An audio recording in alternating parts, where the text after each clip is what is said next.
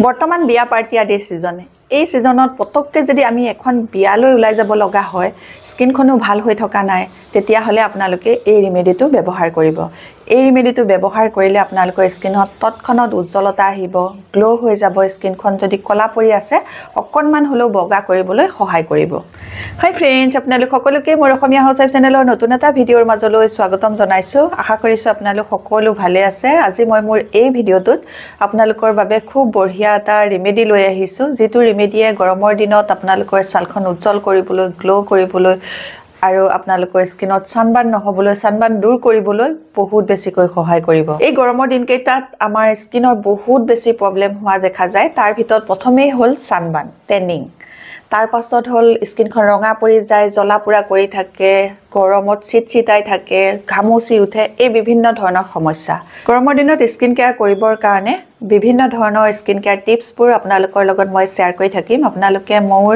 এই চেনেলটো সাবস্ক্ৰাইব কৰি থৈ দিব তেতিয়া মোৰ ভিডিঅ' আপলোড হোৱাৰ লগে লগে আপোনালোকলৈ সোনকালে নটিফিকেশন যাব আৰু আপোনালোকে সেই ভিডিঅ'বোৰ চাই আপোনালোকে আপোনালোকৰ স্কিনখনৰ যত্ন লৈ থাকিব পাৰিব আৰু সেই টিপছবোৰ ইউজ কৰি আপোনালোকে আপোনালোকৰ ছালখন উজ্জ্বল কৰিব পাৰিব গ্লো কৰি ৰাখিব পাৰিব গৰমৰ দিনত আপোনালোকৰ স্কিনখনত সানবাৰ্ন টেনিং নোহোৱাকৈ ৰাখিব পাৰিব আজিৰ এই ৰেমেডিটো আপোনালোকে সহজে ঘৰতে পোৱা কেইটামান সাধাৰণ বস্তু একদম কম সময়ৰ ভিতৰত এই ৰেমেডিটো আপোনালোকে কৰিব পাৰিব তে এতিয়া মই আপোনালোকক এই ৰেমেডিটো কৰি দেখুৱাম ইয়াত থাকিব দুটা ষ্টেপ এতিয়া মই আপোনালোকক প্ৰথমতে ফাৰ্স্ট ষ্টেপটো দেখুৱাই লৈছো ফাৰ্স্ট ষ্টেপটো কৰাৰ পাছতহে আপোনালোকে সেকেন্ড ষ্টেপটো কৰিব প্ৰথম ষ্টেপটো কেনে ধৰণে কৰিব লাগে চাও বলক এই ফাৰ্স্ট ষ্টেপটো কৰিবৰ বাবে মোক প্ৰথমেই লাগিব এটুকুৰা তিয়হ এই তিয়হ টুকুৰা মই বাকলিটো নগুচাও এনেকৈ প্ৰথমতে পাতল পাতলকৈ এনেকৈ স্লাইস বনাই লৈছো পাতল পাতলকৈ আপোনালোকে চকলকে কাটি ল'ব 4 পৰা 5 চকলামান হ'লে হৈ যাব বেছি নালাগে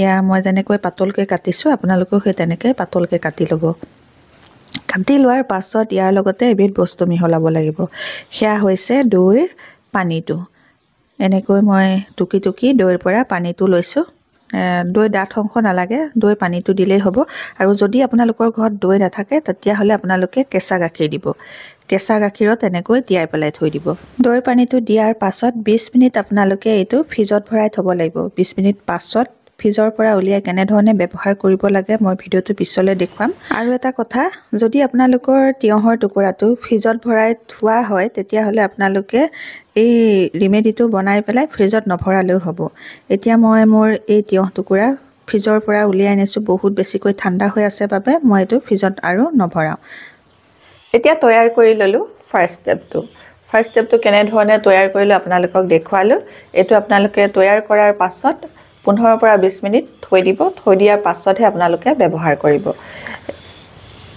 ইয়াৰে এটা স্লাইস লব লৈ পেলাই স্কিনখনত ধুনিয়াকৈ মাসাজ কৰিব বিয়া পাৰ্টি বা কোনোবা অনুষ্ঠানলৈ যোৱাৰ আগত আপোনালোকে ষ্টেপটো কৰিব আপোনালোকৰ ছালখনো সাফা হ'ব আৰু লগতে ছালখন উজ্জ্বল হৈ যাব আৰু কৰবাৰ পৰা ঘূৰি অহাৰ পাছতো আপোনালোকে এইটো ষ্টেপ কৰিব এনেকৈ কৰিলে আপোনালোকৰ ছালখন যদি ৰ'দ গৰমত কলা পৰি আহে বা ঘামি জামি আহে তেতিয়া হলে আপোনালোকৰ ছালখন খুব ধুনিয়া ঠাণ্ডাও লাগিব আৰু আপোনালোকৰ ছালখনত সানবাৰ্ন নহব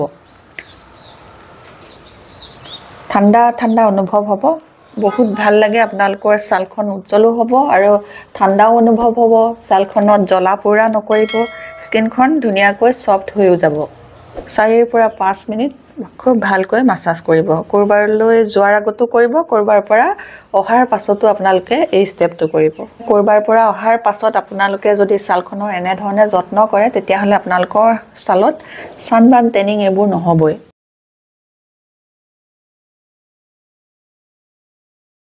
4-5 মিনিট এনেকৈ মাসাজ কৰি লোৱাৰ পাছত এখন ভিজা টাৱেল লৈছো ভিজা টাৱেলখনেৰে মুখখন মচি পেলাম আজিৰ এই ৰেমেডিটো আপোনালোকে বিয়া পাৰ্টিলৈ যোৱাৰ আগতো কৰিব পাৰিব আৰু ঘূৰি অহাৰ পাছতো কৰিব পাৰিব ঘূৰি অহাৰ পাছত কৰিলে আমাৰ ছালখনৰ যেটো কলা চামনি পৰি আহে ৰ'দ গৰমত সেই কলা চামনিটো তৎক্ষণাত দূৰ হৈ যাব আৰু সানবাৰ্ন স্কিনত নহব এতিয়া ফাৰ্স্ট ষ্টেপটো কৰা হৈ গল ইয়াৰ পাছত কৰিম সেকেন্ড ষ্টেপটো এই সেকেন্ড ষ্টেপটো কৰিবলৈ কেনেকৈ ৰেমেডিটো বনাব লাগে কি কি বস্তু লাগে চাও বলো এতিয়া মই আপোনালোকক খুব বঢ়িয়া এটা ফেচ পেক বনাই দেখুৱাম, যিটো আপোনালোকে কোনোবা অনুষ্ঠানলৈ যোৱাৰ আগত মুখত লগাব।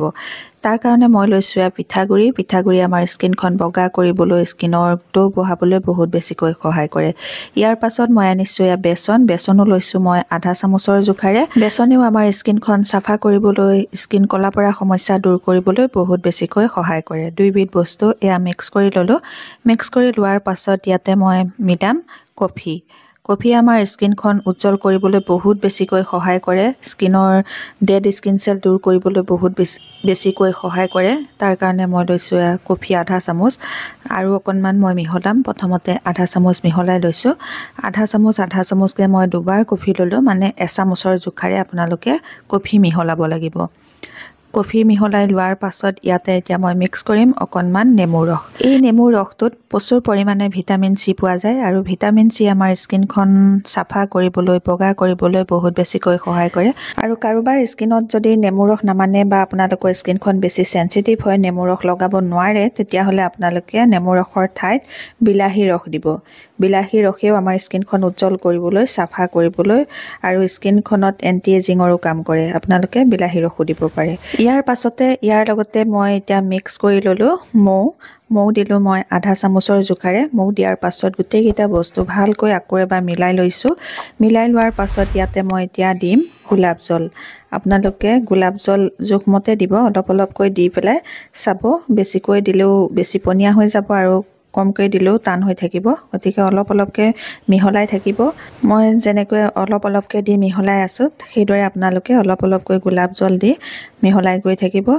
যেতিয়া আপোনালোকে দেখিব ধুনীয়াকৈ মুখত লগাবৰ বাবে পেষ্টটো তৈয়াৰ হৈ গৈছে, তেতিয়া আপোনালোকে সেই জোখতে ৰাখি দিব।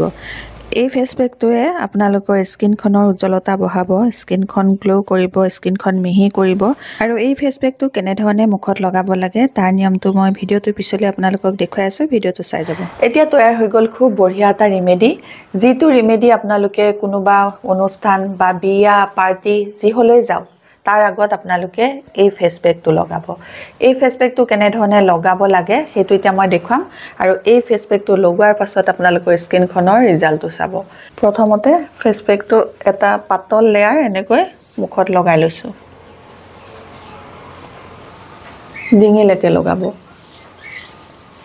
মুখখন বগা হৈ, মুখখন গ্ল' হৈ, যদি ডিঙিটো লেতেৰা হৈ থাকে, ক'লা পৰি থাকে, তেতিয়া ভাল নালাগে। সেইকাৰণে ডিঙিলৈকে যিকোনো ফেচ পেক আপোনালোকে ডিঙিলৈকে লগাব। লগাই হোৱাৰ পাছত আপোনালোকে 3 পৰা 4 মিনিট আকৌ স্কিনখন লাহে লাহে চাৰ্কুলাৰ মোচনত মাছাজ কৰিব। আৰু মাছাজ কৰি থাকোঁতে যদি শুকাই যায়, তেতিয়াহ'লে হাতত অকণমান পানী সানি ল'ব, তাৰ পাছত আকৌ মাছাজ কৰিব। কোনোবা বিয়া পাৰ্টি বা অনুষ্ঠানলৈ যোৱাৰ আগত আপোনালোকে এই ৰিমেডিটো লগাব। আপোনালোকৰ স্কিনখন তৎক্ষণাত উজ্জ্বল হ'ব, স্কিনখন গ্ল' হৈ যাব, স্কিনখন খুব মিহি লাগিব, ছফ্ট হৈ যাব, খুব ধুনীয়াকৈ স্কিনখন চাফাও হৈ যাব।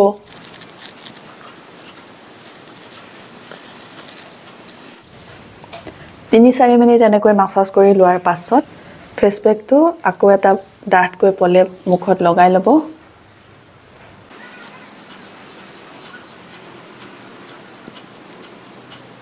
এনেকৈ আপোনালোকে 2 নম্বৰ প্ৰলেপটো ডাঠকৈ লগাই ল'ব। ডাঠকৈ লগাই লোৱাৰ পাছত আপোনালোকে 20 মিনিটলৈ ৰাখি থ'ব।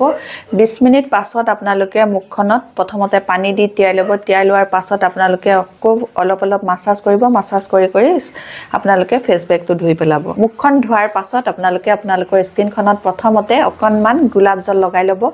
গোলাপ জল লগোৱাৰ পাছত আপোনালোকৰ নিজৰ যিটো ক্ৰীম বা মইশ্চাৰাইজাৰ আপোনালোকে সেয়া লগাব। লগোৱাৰ পাছত আপোনালোকে ছানস্ক্ৰীন নলগোৱাকৈ নাথাকিব। আৰু ছানস্ক্ৰীন লগাইহে আপোনালোকৰ ঘৰৰ বাহিৰলৈ যাব।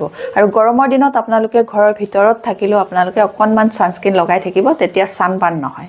আৰু গৰমৰ দিনত আপোনালোকে যেতিয়া ঘৰৰ পৰা বাহিৰলৈ ওলাই যাব, বাহিৰলৈ ওলাই যোৱাৰ 15 পৰা 20 মিনিট আগতে আপোনালোকে ছানস্ক্ৰীনটো লগাব। তাৰ পাছতহে আপোনালোকে ঘৰৰ পৰা বাহিৰলৈ ওলাই যাব। যদি আপোনালোকে ছানস্ক্ৰীনটো লগাই তৎক্ষণাত বাহিৰলৈ গুচি যায়, তেতিয়াহ'লে আপোনালোকৰ স্কিনত ছানবাৰ্ণ হ'ব, কাৰণ ছানস্ক্ৰীনটোৱে 15 পৰা 20 মিনিট পাছতহে স্কিনত কাম দিবলৈ আৰম্ভ কৰে ছানস্ক্ৰীনে কাম দিবলৈ আৰম্ভ কৰাৰ আগতেই যদি আপোনালোকে ঘৰৰ বাহিৰলৈ ওলাই যায় তেতিয়াহ'লে আপোনালোকৰ স্কিনখনত ছানবাৰ্ণ হ'ব বহুতে কৈ থাকে যে আমাৰ স্কিনত ছানস্ক্ৰীন লগোৱাৰ পাছতো ছানবাৰ্ণ হয় ক'লা পৰি যায় কি কাৰণে হয় কাৰণটো সেইটোৱে আপোনালোকে ছানস্ক্ৰীন লগোৱাৰ পাছত 15 পৰা 20 মিনিট ৰখিব তাৰ পাছতহে ঘৰৰ পৰা বাহিৰলৈ ওলাই যাব এই ভিডিঅ'টোত গৰমৰ দিনত লগাবৰ বাবে খুব বঢ়িয়া এটা ৰেমেডি মই এতিয়া আপোনালোকক দেখুৱালোঁ আৰু লগতে ছানস্ক্ৰীন কেনেকৈ কি নিয়মেৰে ব্যৱহাৰ কৰিব লাগে সেইটো ক'লো আপোনালোকে নিশ্চয় এই ভিডিঅ'টো ভাল পাইছে যদি ভাল পাইছে তেতিয়াহ'লে মোৰ ভিডিঅ'টোত এটা লাইক কৰিব মোৰ চেনেলটো ছাবস্ক্ৰাইব কৰি আপোনালোকৰ ফ্ৰেণ্ডৰ লগতো এই ভিডিঅ'টো শ্বেয়াৰ কৰি দিব নতুন এটা ভিডিঅ'ৰ সৈতে নতুন এটা বেলেগ টিপছৰ সৈতে আপোনালোকৰ মাজলৈ আকৌ আহি আছোঁ তেতিয়ালৈকে নমস্কাৰ আজিলৈ আহোঁ